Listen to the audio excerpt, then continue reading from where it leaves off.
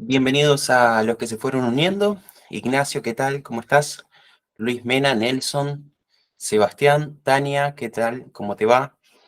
Vamos a ir dando inicio. Un segundito nomás, que pongo la presentación. Aquí estamos. Hay muchas personas nuevas en el seminario. ¿Hay alguien que esté repitiendo los seminarios anteriores? Que me ponga ahí en el chat si hay alguien que sea nuevo. Hemos estado dando seminarios con Stock Academy, la representación de Libertex, del broker Libertex en Costa Rica, ya hace un tiempo, hace algunos meses. ¿Hay alguien que se une por primera vez? Primera vez, dice Ariel, ¿qué tal? Tania, yo soy nueva, primera vez.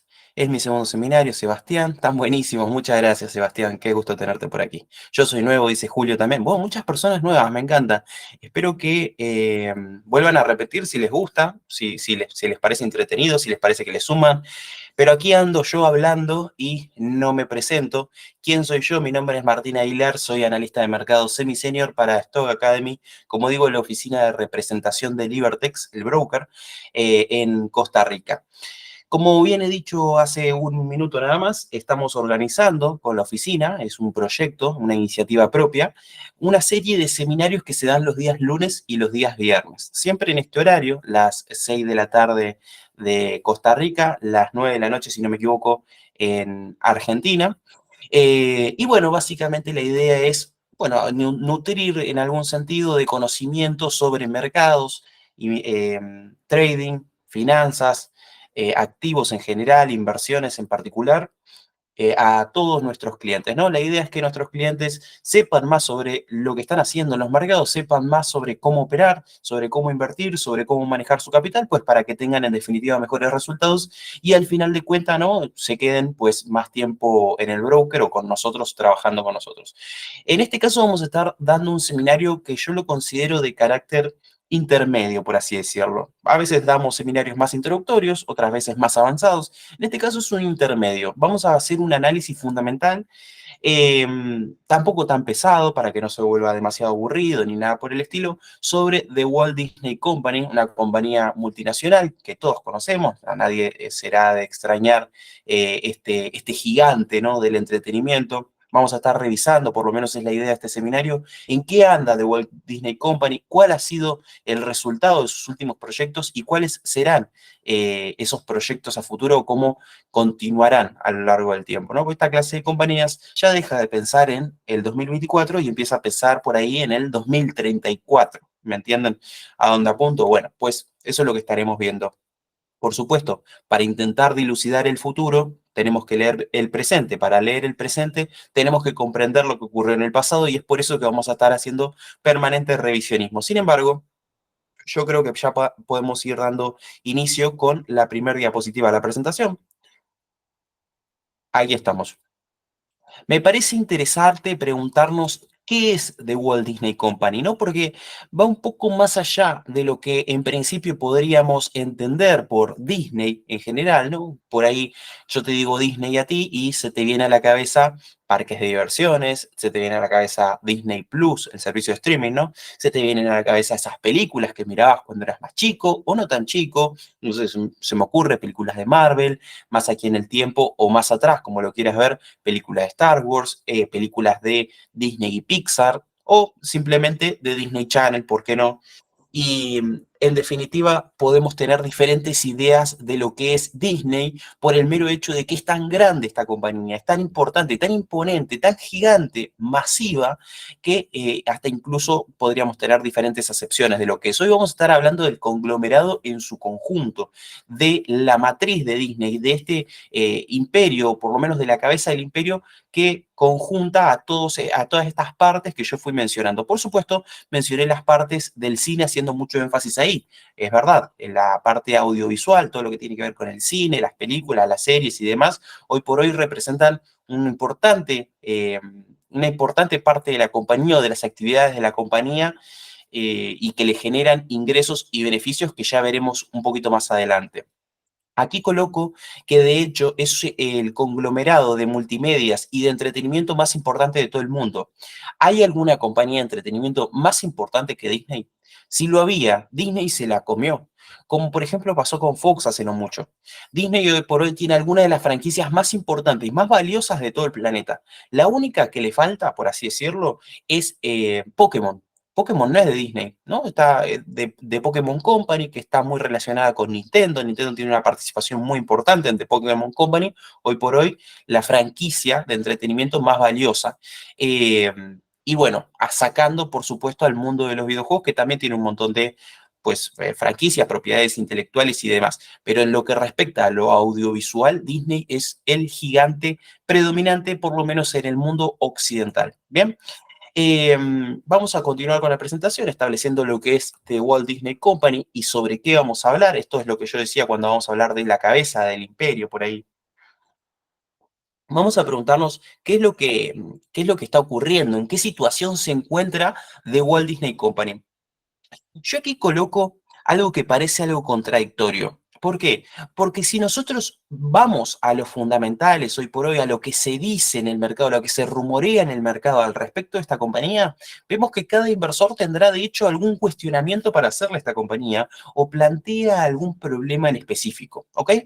Básicamente entonces estamos hablando de una compañía que se enfrenta a una multitud de problemas de forma simultánea en diferentes áreas de la vida de esta compañía en el día a día. Estos problemas pueden ser, como aquí coloco, la alta competencia, el mal desempeño de sus franquicias en el último tiempo, las polémicas que se desataron a partir de los contenidos que fueron creando y que planean seguir creando, los cambios en la estructura corporativa, porque, bueno, a partir de estas polémicas y el mal desempeño de sus franquicias, no es de extrañar que se tomen decisiones de alta gerencia directamente para involucrarse en cómo se está trabajando con estos productos, estas propiedades intelectuales que valen miles de millones de dólares y que no se pueden tirar simplemente a la basura. Menos público alcanzable. Y esto es una cuestión intrínseca a las empresas del estilo Disney, empresas más de value, ¿no? Ya hemos hecho, para quienes no son nuevos o no han estado presenciando seminarios de stock, hemos hecho un seminario en el que diferenciábamos las empresas value de las empresas growth, ¿no? Las empresas growth más relacionadas al crecimiento, crecer, growth en inglés, bueno, pues estas empresas tienen muchísimo margen para poder reinvertir sus ganancias, reinvertir el dinero que le viene a través de la compra de acciones por parte de accionistas, reinvertir, por ejemplo, grandes endeudamientos que saquen a partir de ese potencial de crecimiento que tienen. Pues bueno, estas empresas no tienen nada que ver con Disney. Disney es una empresa que tiene valor en sí mismo. Y las empresas que tienen un valor ya construido, que tienen un valor intrínseco en ellas, pues es muy difícil que sigan creciendo a un ritmo tan grande o un ritmo exponencial. Tienden a mesetarse un poco más y buscar el equilibrio. Mientras más grande es la compañía, sobre todo sacando a las compañías de tecnología de la ecuación, pues más conservadoras se vuelven. Bien, esto les provoca una consecuencia que para mí es totalmente normal, sin embargo aquí lo coloco como un aspecto negativo, una dificultad, un problema al que se va a enfrentar Disney, que es el menor público potencial alcanzable. ¿Por qué? Porque ya han alcanzado una vasta cantidad de personas. Si ustedes no recuerdan mal, por ejemplo, Avengers, la película de los Vengadores, Infinity War, Endgame, por ejemplo, no sé si fueron al cine a verlas o si las conocen o si les interesa siquiera los Vengadores. Estas películas generaron miles de millones de dólares en taquilla. ¿Por qué? Porque las fue a ver todo el mundo. ¿Cuál es el público que no fue a ver esas películas de Disney en ese momento? Pues un público que nunca en su vida elegirá Disney, por ejemplo. No es un público que simplemente no le alcanzó el dinero para ir al cine, o no es un público que simplemente, pues, no sé, en ese momento ha estado ocupado y no fue, o decidió que por ahí no era el momento. No, no, es simplemente público al que no le interesa. Entonces ese público alcanzable ya está limitado por esa base de usuarios que ya han consumido productos de Disney y que ya están interesados en seguir consumiendo productos de Disney. ¿Cuántas personas son? Pues bueno, hay una cantidad finita de personas en el planeta, bien finitas, no infinitas, son 8.000 millones de personas por el estilo. Entonces, bueno, pues dentro de esas 8.000 millones de personas vos ya alcanzaste a la enorme mayoría que podías alcanzar. ¿Cuánto más público vas a seguir atrayendo? Una dificultad a la que se enfrentan las empresas value. Pues bueno, vamos a ir revisando un poco, por lo menos los apartados más interesantes de estos problemas. Sin embargo, desde el vamos, les voy a ir comentando que a los inversores de The Walt Disney Company poco le interesan, parece ser, por lo que indican las gráficas de mercado, los problemas en sí y su resolución. Simplemente delegan a Disney la responsabilidad de resolverlos y compran acciones y están tan tranquilos en su casa viendo cómo esas acciones suben. No importa los problemas que tiene Disney ahora, los inversores están muy confiados en que Disney los va a poder resolver. No se preguntan cómo, simplemente va a pasar.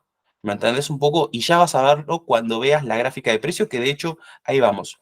Hoy por hoy, Disney está muy cerca de alcanzar, bueno, pues máximos históricos. Ha tenido un desempeño últimamente que lo lleva a superar niveles clave, como por ejemplo la barrera de los $100, como por ejemplo incluso los 110, que lo ha hecho hace poco. Pues bueno, tiene algunos desafíos por delante que le quedan pendientes, por supuesto, niveles que ha alcanzado incluso antes de la pandemia y después de la misma, difíciles de superar, por supuesto, pero al final lo que estamos viendo aquí es en el último año, porque esta es una gráfica de los últimos 12 meses, ¿bien? Last 2 months, los últimos 12 meses de Disney. ¿Qué vemos? Bueno, pues una pequeña corrección, como veremos, por lo menos hasta final del año pasado, en el que medio que se aplanó un poquito esa tendencia bajista, esa pequeña tendencia bajista, que al final fue simplemente un recorte de precio de alrededor de un 20% más o menos, y después termina en una tendencia alcista desde noviembre aproximadamente del 2023 hasta el día de hoy, que ronda, si no me fallan los cálculos, ¿qué te gusta? 40-35% aproximadamente de noviembre al día de hoy, de $80 a 118. Una cosa realmente sorprendente, cómo se ha desenvuelto a pesar de las circunstancias Disney Company. Esto es la representación visual de por qué yo te digo, a los inversores poco le importa todos los problemas a los que se enfrenta la compañía para sostener su ritmo de crecimiento, digamos. Disney sigue siendo un gigante y cada vez lo es más, y las acciones simplemente reflejan para los inversores lo que te acabo de decir.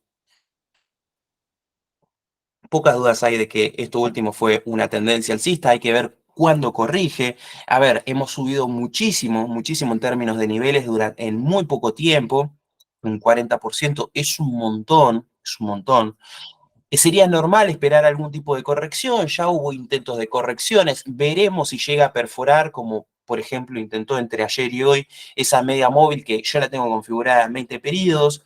No quiero aburrir demasiado con la parte técnica porque no es un seminario de análisis técnico, es un seminario de análisis fundamental. Sin embargo, para aquellos que ya están más experimentados en el tema, me tomo el atrevimiento, me tomo la libertad de avanzar un poquito rápido en este sentido y tirar algunos términos que puedan resultarte interesantes si vos sos de mirar gráficas de precio todo el día. Yo no analizo periodos de tiempo corto, sé que hay muchos traders en la sala, sé que hay muchos traders que participan activamente de los seminarios de Stock Academy, que estoy eternamente agradecido, pero yo analizo gráficos diarios y como mínimo estos últimos 12 meses, y esto es lo que coloco aquí.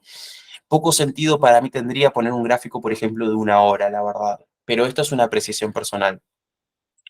No cambien su estrategia o su forma de trabajar en los mercados, pues por esto, este último comentario.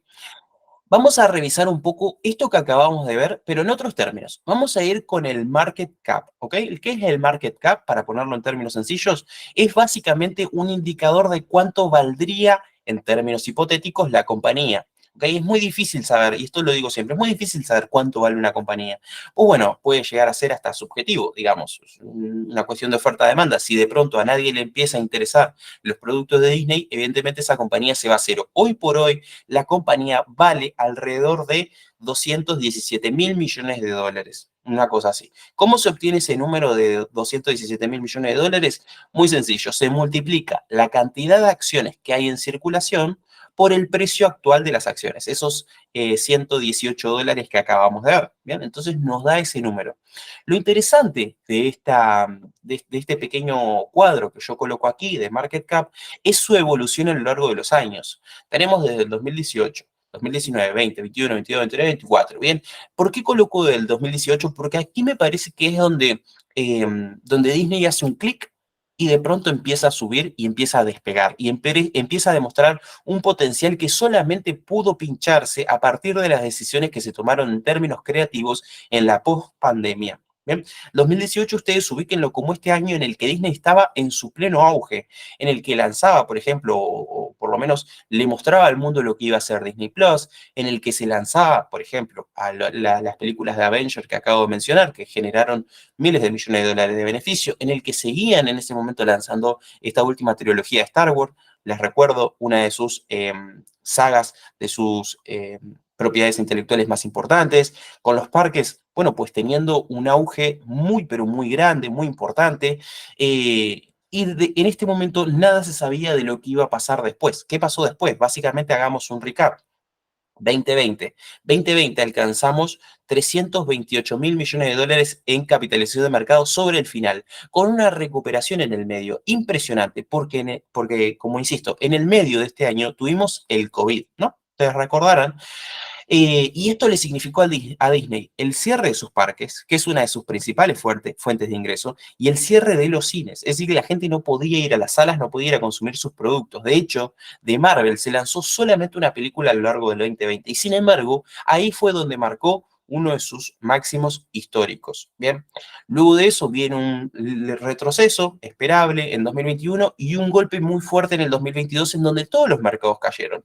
Lo que pasa es que no terminó de consolidar una recuperación consistente en el año 2023, como sí lo hicieron el resto de las compañías en un veranito financiero, en un veranito económico, sobre todo al final del último tramo del 2023. Esto lo compensa subiendo desde noviembre, como hemos visto recién, hasta el día de hoy, ese 40% o incluso más, que nos lleva hoy a una capitalización de mercado de 217.000 millones de dólares y un precio por acción de 118. Bien, esto es un poco lo que estuvo ocurriendo con Disney.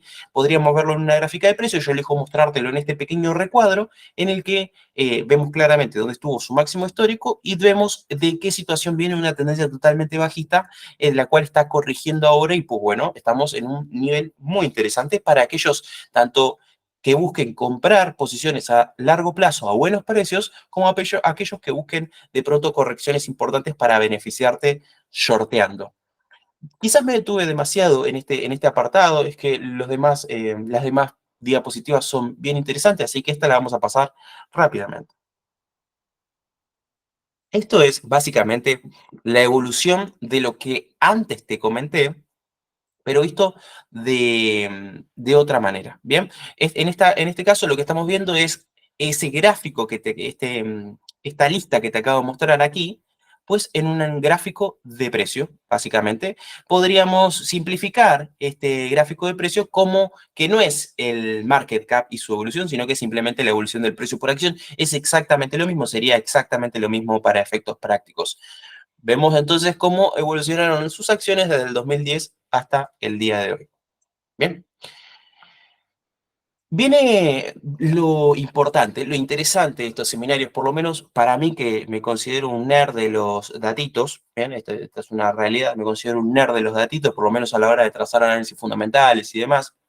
Los earnings. ¿Qué son los earnings? Básicamente todas las empresas públicas de los Estados Unidos, es decir, manos privadas, pero públicas ante la posibilidad de que puedan comprar cualquier persona sus acciones, están obligadas a declarar sus ingresos, declarar sus gastos, declarar sus beneficios, declarar todo lo que tiene que ver con sus movimientos monetarios, financieros, etcétera, públicamente. Es decir, dárselo, por supuesto, a sus accionistas, pero presentarlo ante la Comisión de Bolsas y Valores y que todo el mundo pueda acceder a estos datos, ¿no? Trimestralmente tienen que informar lo que está ocurriendo con la compañía, qué está pasando con su dinero.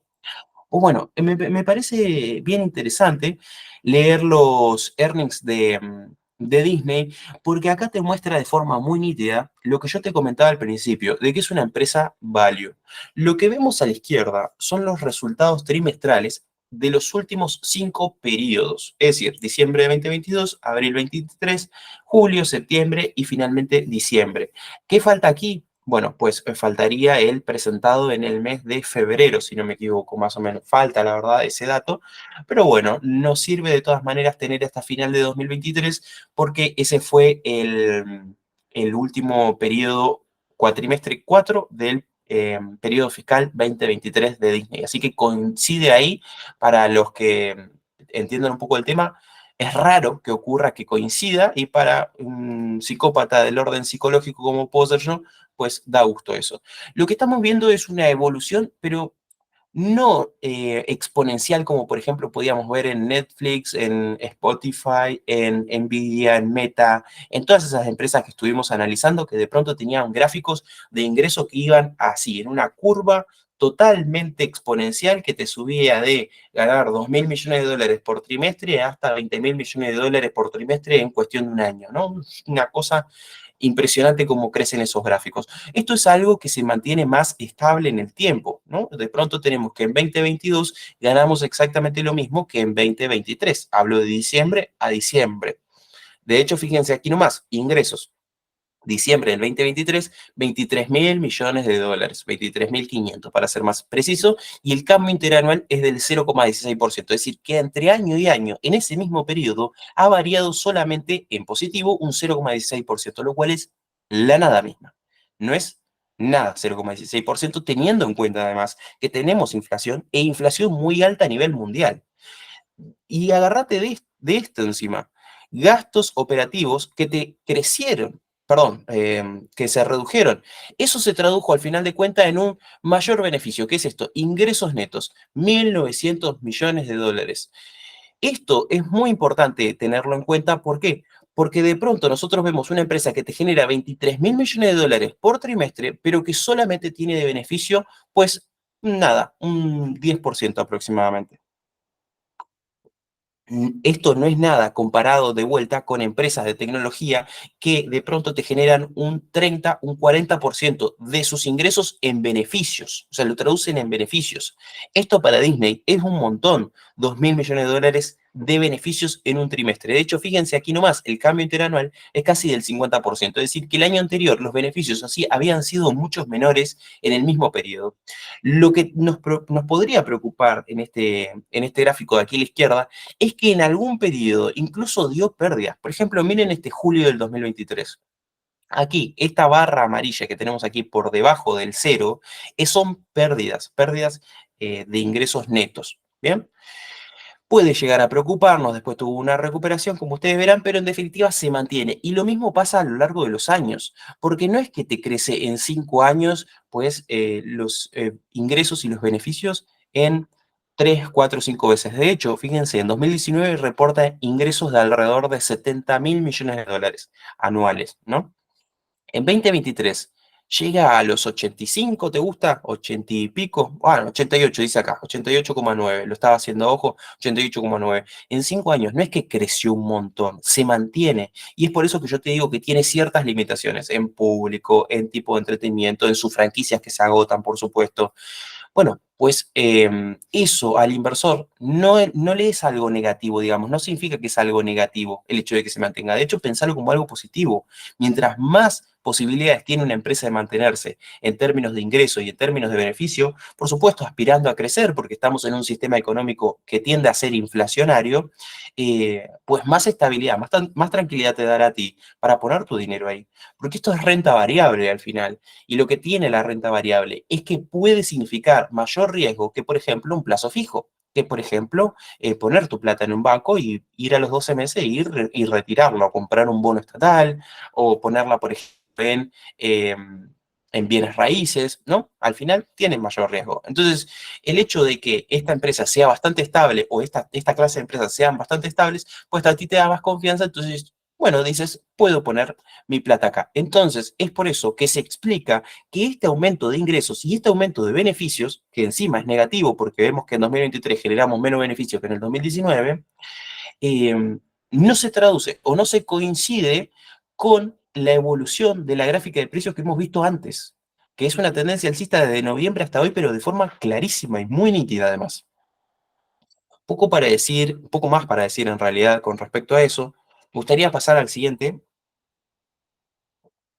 que básicamente es otra forma. Este es de fuente de Investing, el anterior era de Google Finance. Básicamente lo que dice este gráfico, o en realidad lo que expresa, lo que intenta contarte, es otra forma de mostrarte lo que hemos visto recién, pero relacionado a las expectativas. Las expectativas, perdón, en los mercados son muy importantes. Si vos esperás que tu compañía, que tu empresa, donde vos pusiste tu plata y tienes acciones y tal, genere, por ejemplo, no sé, me invento un número, 10.000 millones de dólares en un trimestre y genera 9, vos vas a sentir cierta frustración, ¿verdad? Bueno, esa frustración que tú sientes en el fondo, en los mercados se traduce como caídas del precio. ¿Bien? ¿Por qué? Porque no cumplió las expectativas esta empresa. Los precios caen. Cuando superan las expectativas, los precios suben. Porque, esta compañía al final está mejor de lo que todo el mundo creyó que iba a estar. Porque esos 10.000 millones de dólares que te esperabas, no te los sacaste del bolsillo. Lo sacaste de información a la que accediste por lo que sea, por un analista que comentó de pronto noticias o que hizo un análisis fundamental o que de pronto publicó un post y te lo leíste y decía que iba a ganar 10.000 millones de dólares. Entonces, si lo dice y si el consenso del mercado es ese, vos vas a esperar de acuerdo al consenso del mercado. Puedes hacer tus propios pronósticos, por supuesto, pero por lo general hay cierto consenso a la hora de elaborar estos números por ahí tan complejos. Entonces, las expectativas son bien determinantes, sobre todo para entender la evolución del precio en las gráficas. Lo que tiene Disney en este caso es que últimamente no ha podido superar las expectativas, por lo menos en los últimos 3 periodos, las expectativas que se tenían de él. Y es muy curioso cómo esto no se tradujo nuevamente en esas gráficas de precio. Porque estamos hablando de los últimos 3 periodos, que estamos hablando de febrero, de noviembre y de agosto. Justo este momento, estos 6 meses, podríamos decir, en los que tuvo su mayor crecimiento en términos de precio. Esa recuperación, ese rally alcista que nos ha subido el precio un 40% o incluso un poquito más. Paradójicamente, de hecho, el momento en el que decrece el precio o que se mantiene estable alrededor de esos $80, como veíamos en la gráfica, es el momento en el que superan las expectativas. Entonces, esto es un curioso, curioso caso de esas empresas que, a pesar de no estar a la altura de lo que se espera de ellas, pues eso no lo traducen en la gráfica de precios. Me preguntan por qué y yo les podría decir, por ejemplo, por el beneficio por acción. ¿Qué es el beneficio por acción? Es básicamente esa recompensa que te dan a ti por tener acciones de esa compañía, ¿ok? Trimestralmente, entonces te dan una pequeña recompensa, BPA, beneficio por acción. En inglés, earnings per share. En este caso, lo que ocurre es al contrario que lo que pasa con los ingresos. El BPA está por encima de las expectativas en los últimos 3 periodos. Curiosamente, o no tan curiosamente, muy relacionado con lo que estaba pasando con la evolución de precio en esa gráfica que vimos anteriormente. Fíjense ustedes nomás, 1,22 cuando la previsión es 1,22 dólares, ¿no? 0,82 cuando la previsión era 0,71. Este 1,22 es ese dinerito que te dan por tener una acción de Disney. Ya se me estaban mezclando las diapositivas que siguen. Bueno, poco más para comentar, datos súper, súper interesantes para tener en cuenta. Me parece que el BPA es un apartado que hay que considerar seriamente si vos vas a hacer análisis fundamental, porque sin esto, por ejemplo, te perderías la mitad, yo diría, te taparías un ojo a la hora de leer Disney y lo que está pasando. Esta gráfica me parece recontra ilustrativa y me parece que suma muchísimo en términos visuales, sobre todo para entender un poco más Disney. Esto es lo último que presentó Disney a todos sus accionistas y es información a la que todos podemos acceder. Esta, este tipo de gráficas los hace una página que personalmente a mí me gusta mucho y que lo traigo en los seminarios de análisis fundamental, que se llama App Economy Insights. Lo pueden buscar en su página web o lo pueden buscar en Twitter también, que, bueno, sube información muy valiosa, de forma muy concisa y al final de cuentas te suma para entender esas compañías que tú quieres operar o tus compañías favoritas. Vean ustedes nomás cómo se distribuye los ingresos que tiene Disney a lo largo de un trimestre. En este caso estamos hablando del primer trimestre del año 2024, que es esto, ahora, lo primero que pasó en el 2024. Creo que se reportó en el mes de febrero, si no me equivoco. Entonces te acumula diciembre, enero y febrero. Bueno, aquí te lo distribuye, ¿no? Te lo dice Disney Channel, National Geographic, ABC, que son básicamente las emisiones de cable que tiene Disney. Disney Plus y Hulu, los servicios de streaming, ¿no? Los que van, como dice aquí, directo al consumidor, porque tú los contratas, se los contratas a la compañía, no se los contratas a un cable operador. Dice las licencias que tienen de contenidos importantes, las propiedades intelectuales que yo te mencioné anteriormente. Marvel, Lucasfilm, que como ustedes sabrán, Lucasfilm es dueña de Star Wars, tiene toda la propiedad intelectual de Star Wars, y Pixar, que al final es todo lo que tiene que ver con las películas de animación.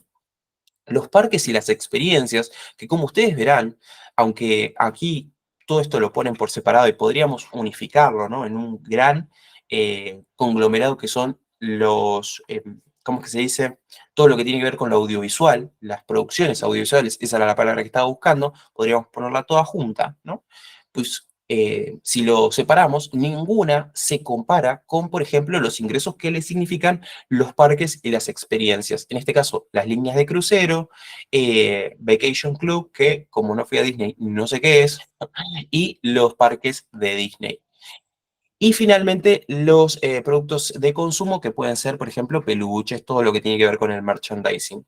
Luego tienes, por ejemplo, está ESPN y ESPN más, que es una señal que no está tan extendida en Latinoamérica, por lo menos en Argentina, no está, pero sí está ESPN, ¿no? Y ESPN es una señal que compró hace ya mucho tiempo Disney, sí, bien digo, para controlar y para meterse un poco en el mundo de los deportes, porque ustedes saben, el fútbol es una de las industrias que más dinero genera en todo el mundo. ¿Cómo no se iban a meter bueno, pues mediante la forma en la que se consume el fútbol como entretenimiento?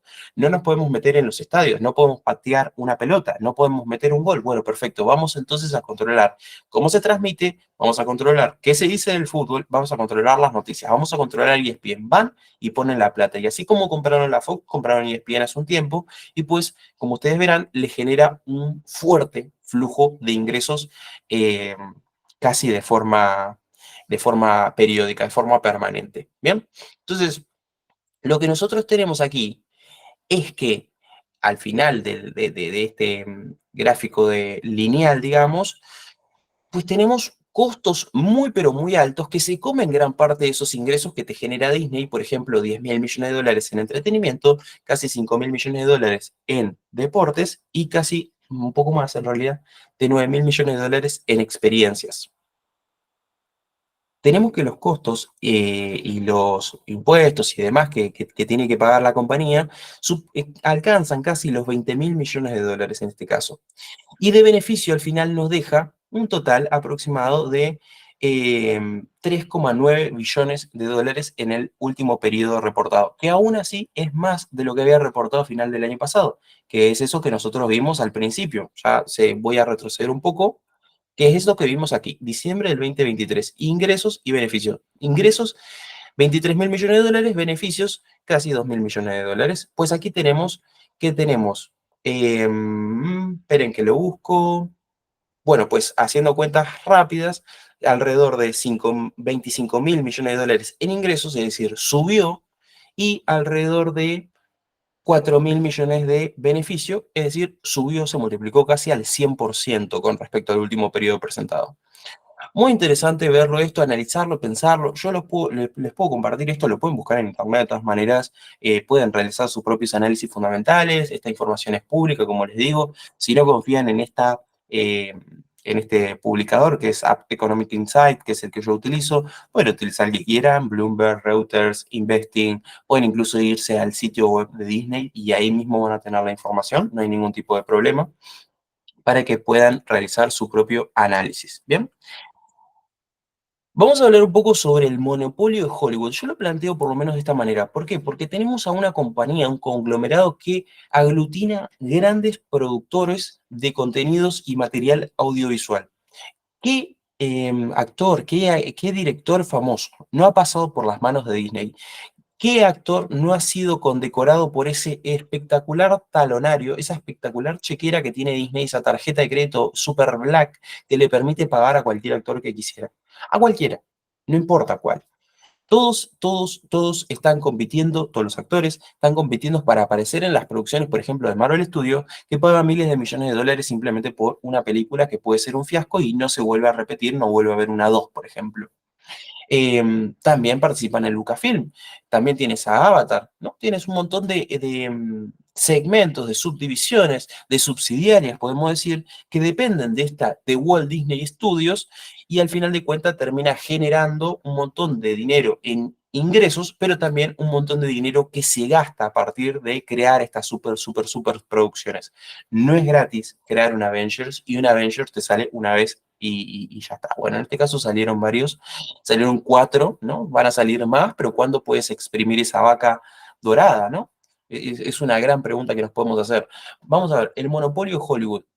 ¿Qué compañía de Hollywood hoy le puede hacer competencia de Walt Disney Studios con este potencial de fuego que tiene? Es muy difícil pensarlo. Yo creo, y esta es una opinión particular, que la única empresa que puede hacerle frente a The Walt Disney Studios es la propia de Walt Disney Studios, porque si al final no toma buenas decisiones creativas en relación a sus propiedades intelectuales o sus productoras, sus subsidiarias, pues nos podemos encontrar un fuerte golpe en términos de audiencia, por ejemplo, que la gente deje de elegir los contenidos de Marvel, que la gente deje de elegir los contenidos de Star Wars. Te lo dice una persona que es súper recontra fanática del mainstream, que le encantan las películas pochocleras, ir al cine y estar al pendiente de las últimas producciones de Marvel. No tengo ni idea cuál va a ser la próxima película de Marvel. Me miré las 25, que debe tener 25, una cosa así. Me miré las series todas. No tengo idea cuál va a ser la siguiente película de Marvel. De verdad te lo digo. No sé cuándo va a salir. No sé qué va a pasar con Star Wars, no tengo idea. ¿Por qué? Porque me dejaron de interesar al final. Eso está pasando. Y me pasa a mí que soy fanático, ¿me entendés? ¿Y qué pasa con alguien que de pronto no le interesa absolutamente nada de Marvel? ¿Qué pasa con esa chica o ese chico que fue a ver Los Vengadores en 2018 solamente porque su novio o su novia quería ir a verla y es recontra fanático de Marvel? Sí, se enganchó por un año. Y después, ya estamos en 2024, eso fue hace 6 años. ¿Me entendés? Y al final, las malas decisiones que se han tomado en relación creativa, porque al final de cuentas nos han dado eso, malas producciones audiovisuales, no sé si coinciden conmigo, o sea, yo vi The Marvels, es una película media woke, ¿no? Bien respetando la Agenda 2030 y tal, no tengo nada en contra de eso, de hecho me considero en algún punto hasta casi progresista, pero no al punto de que lo quiere llevar Disney. Una película compuesta básicamente por tres personajes femeninos que podría haber salido muy bien en términos de idea y la ejecución fue pésima, fue muy mala, un desastre absoluto. De las peores películas de Marvel, a mi criterio. Y al final, esto se traduce, por ejemplo, en cambios de la directiva. La principal directora de Marvel Studios fue desplazada. No estoy hablando de Kevin Feige, estoy hablando de una importante gerente de contenidos que era de origen argentino, de hecho, que fue de pronto desplazada y dice, bueno, es que se tenían que hacer cambios, se tenían que hacer cambios. Bueno, insisto, Lucasfilm, otro tanto de lo mismo, un poco la que se salva es Pixar, pero ni tanto, y lo que ocurre, por ejemplo, con las películas live action de puede hacer Walt Disney Movies, por ejemplo, como sucedió con La Sirenita, pues no tienen el impacto que estaban buscando. No tienen el impacto que estaban buscando. Coco, Intensamente, quedaron muy en el olvido, quedaron muy en el pasado. Las grandes producciones de la Fox, que aquí tenemos 20th Century Fox, pues, ¿hace cuánto que no saca algo bueno? ¿Te gustó la última de Avatar, por ejemplo? Es una buena pregunta para hacerse. ¿Te gustó la última? ¿La fuiste a ver? ¿Sabes? Le dieron un montón de dinero a James Cameron y no sé si vale la pena tanto. Al final es una saga una propiedad intelectual que vale miles de millones de dólares y que no lo puede plasmar si sacan una 3. Seguramente ese efecto de rebufo que ha tenido la 2 en relación a la primera, pues ya no lo tendrá en la tercera y mucha gente simplemente se despegará. Indiana Jones, ¿sigue valiendo la pena realmente? Bueno, pues de lo mejor que había sacado la Fox, por lo menos en el último tiempo, era Deadpool, quizás, no sé si me ocurre. Así una película bien pochoclera estoy hablando. Y hoy por hoy, no sé si hay demasiada gente interesante en estas superproducciones, las que se gastan miles de millones de dólares, esperan miles de millones de dólares en taquilla y no alcanzan las expectativas. Entonces, el monopolio de Hollywood solamente tiene un competidor y es él mismo, en mi consideración. Y finalmente, por último, creo que estamos igual, estamos bien de tiempo. Vamos a hablar un poco de streaming. Vamos a hablar un poco de streaming porque es uno de los apartados que más le interesan a Disney, por lo menos en el último tiempo. Le puso muchísima plata a Disney Plus, no por nada, eh, sino porque vio en Netflix un digno oponente. Vio en Netflix un dominador de un apartado, de un segmento del mercado del entretenimiento, claro, dominador además, con el cual necesitaba competir, con el cual necesitaba sacar parte de esa torta gigante de plata que genera el streaming alrededor del mundo, y yo creo que hoy por hoy podemos decir claramente que está lejos de conseguirlo. Tuvo un impacto muy fuerte Disney cuando empezó a entrar en el mundo del streaming. Disney Plus tuvo una aceptación bastante rápida a nivel mundial, sobre todo en Latinoamérica, ¿no? Muchas personas contratando Disney Plus y demás. Pues bueno, en principio le comió parte del mercado a Netflix. De hecho, Hulu y Disney Plus son dos servicios de Disney, no lo olvidamos eso. Y aquí no se contabiliza, por ejemplo, Star Plus, porque en algunos de los, algunos de los, de algunas de las regiones más importantes, por ejemplo, aquí en Europa, Star Plus y Disney Plus es como lo mismo. En Latinoamérica pronto también será lo mismo. Y hay un servicio de streaming de ESPN, si mi memoria no me falla. Pues bueno, un poco todo eh, es Disney. Sin embargo, ni siquiera eso y el talonario que saltaron para poder competir contra Netflix, le pudieron sacar una parte relevante del mercado, desplazarlo de ser el rey del streaming. Fíjense ustedes nomás el porcentaje de, de mercado que tienen estas compañías, 8% en este caso, y cómo evoluciona a lo largo del tiempo. Estamos analizando por ahí año y medio, casi 2 años, si no me fallan las cuentas así media rápida, casi 2 años, y prácticamente no ha habido variación, ¿bien? En relación a las cuotas de mercado. Esto de aquí, como ustedes verán, Disney Plus, bueno, el verde Hulu, el celestito Prime Video, Netflix, YouTube. YouTube juega a otra liga, YouTube juega otro partido, no tiene nada que ver con, bueno, compite por supuesto por tu tiempo, pero compite de otra manera, o sea, no estamos hablando tanto de películas ahí ya, sino de entretenimiento más express, de videos y contenido creado por creadores y tal. No, no, vamos a dedicarnos solamente a las películas, por eso ignoramos otros y ignoramos YouTube. Pues bueno, esto es un poco la evolución que ha tenido este segmento de mercado, por lo menos en Estados Unidos, que es quizás, el mercado que más les interesa a estas grandes compañías para ocupar, ¿bien? Pues bueno, un poco eso es lo que tenía para comentar al respecto de el streaming. Quisiera abrir el segmento de preguntas y respuestas para que ustedes puedan dejarme en la caja de los comentarios si hay algunas preguntas, encantado de responderlas. Ha estado Marvin por aquí, veo. ¿Dudas, consultas? ¿Algo que no haya quedado claro?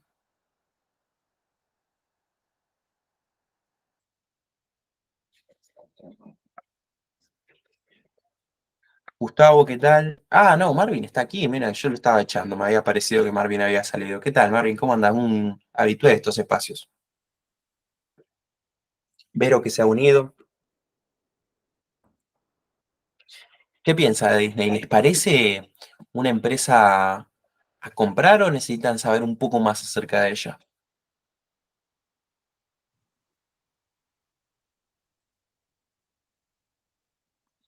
Hola, buenas noches. Lo que me sigue ¿Qué tal, Sebastián? sorprendiendo a mí es, la subida del 40% en los últimos meses, que es casi muy sorprendente a pesar de todos los números que explicaste. Eh, eh, la confianza de los que siguen, no hay casi, no sé, no le entiendo mucho en la explicación, no le veo todavía la razón de que pueda haber subido tanto. Total, total. Yo creo que también hay un poco, Sebastián, gracias por tu aporte. Me permito hacer una apreciación personal en este sentido y digo, así como hay correcciones a la baja a partir de tendencias alcistas, ¿no? A veces por ahí un precio te sube un 80%, por ejemplo, en una empresa te corrige un 20%. Y luego al final se termina viendo eso como dar un paso para atrás para empezar a dar dos para adelante.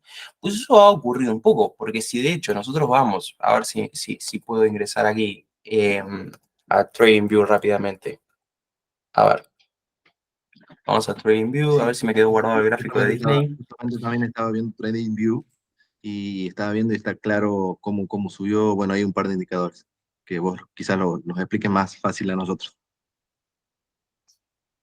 A ver que me cargue. Eso primero. Ahí estamos. Vamos a revisarlo en los últimos años. A ver, venimos en una tendencia bajista muy pronunciada. Fíjense, aquí es lo que yo les comentaba un poco sobre cómo ha evolucionado la capitalización del mercado a lo largo de los años. ¿Se acuerdan que lo vimos desde el 2018? Bueno, un poco de eso. Al final, lo que podríamos estar viendo aquí, que la tendencia alcista es bastante importante, ya lo dijo aquí nuestro compañero, alrededor de un 40%, que ha subido desde octubre, noviembre del 2023 hasta el día de hoy, pues bueno, si lo vemos en perspectiva, resulta hasta un poco diminuta en relación a de dónde llegamos a estar, cerca de los $200 a principios del 2021. Una fuerte, fuerte, fuerte tendencia bajita que nos ha llevado hasta los $80, es decir, ha recortado un precio alrededor de un 60%, para luego, bueno, corregir, a mi entender, un 40. Un 40 que hoy pone el precio en un punto muy interesante. ¿Por qué? Porque el hecho de que hoy estemos aquí, yo lo preferiría muchísimo al hecho de estar aquí o a estar aquí. ¿Por qué? Porque no se compra ni en máximos ni en mínimos, ¿correcto? Esto es una lógica muy fácil de entender. Si nosotros hubiéramos comprado a 200, a 190, a 195, pues nos hubiéramos comido toda esta corrección y vaya a saber cuándo Dios nos ampare y de pronto volvemos a los 200 y recién ahí podemos recuperar nuestra inversión y ni siquiera sacar ganancia, más allá del BPA, ¿no? Entonces, quizás para esos compradores que están buscando una acción a mediano o largo plazo, pues este nivel de precio de los 118, de los 120, sea una oportunidad muchísimo más interesante para entrar que 200, 180, 190 y más que 80, porque acá no sabías que la tendencia se terminaba. Acá no lo sabías. Tendrías que estar snipeando el precio demasiado como para haber comprado 80, ¿verdad? Sin embargo, también puede ser una buena oportunidad, yo lo había planteado cuando vimos la gráfica de precio, para los vendedores, porque una subida del 40%, vamos a trazarla como Dios manda. Vamos a ponerla, ahí, 49, que me quedé corto encima. Una subida del 49% podría llegar a corregir bruscamente y al final eso se traduciría en ganancias importantes en el corto plazo. Y al final, una corrección dentro de la corrección puede ser o significar o derivar en una continuación de la tendencia inicial. Entonces, bueno, cuestiones muy interesantes que surgen a partir de este nivel de precio actual, en mi consideración. Luego podríamos trazar niveles, bueno, pues de precio históricos, ver hasta dónde estuvo. Fíjense ustedes que tiene muchísima fuerza este nivel de los 180, los 120, varias veces ha estado tanteándolo, buscándolo, aquí que lo perforó y se continuó la tendencia bajista. Bueno, que de aquí venía, fíjense lo que le costó perforarlo aquí. Pues bueno, es un poco la valoración. Muchas gracias por tu comentario, Sebastián, si no me equivoco, sí. Sí. Entonces lo podríamos tomar como que está haciendo una corrección a mediano plazo. Podría ser, podría ser, que en realidad la tendencia sea bajista, ¿me entiendes? Podría ser. O Perfecto, podría perfecto. ser el inicio de una nueva tendencia. Eso será una valoración personal que tendrás que hacer tú y de acuerdo a qué plazo quieras invertir en Disney. Porque, a ver, esto como dije anteriormente, es una empresa que tiene muchísimo valor. Entonces, en el largo plazo, y siempre pongo el mercado en estos términos, en un sistema económico mundial que está pensado para ser inflacionario, es decir, que los precios tiendan a crecer siempre, el precio de una acción es un precio en definitiva más de una economía. Entonces, tenderá siempre a crecer, a menos que la compañía, lógicamente, lo haga mal. Entonces, en el mediano o largo plazo, esta acción no te debería dar demasiados problemas, la verdad. Además, sería muy difícil pensar a Disney como fuera del eje del monopolio del entretenimiento en los próximos 10, 15 años. O sea, ¿quién lo va a destronar, me entendés? Es un dato muy fundamental ese. Valoraciones. Sí. Total, Bueno, total. agradecerte ya los seminarios, muy útiles. Un placer, Sebastián. Un placer, un placer. Marvin dice, ¿sería vender? No, Marvin, no. ¿Qué es esa pregunta? Recomendaciones de inversión. Tú ya nos conoces, que estás aquí desde siempre. Vamos a ver.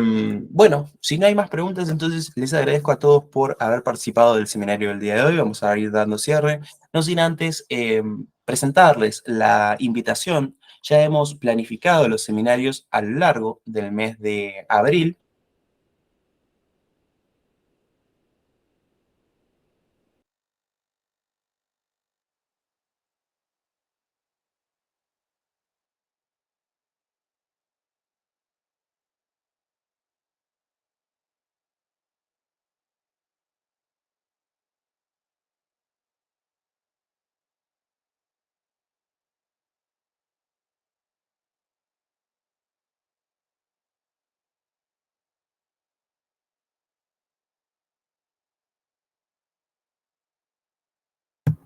Sí, seguramente se le cortó a Martín.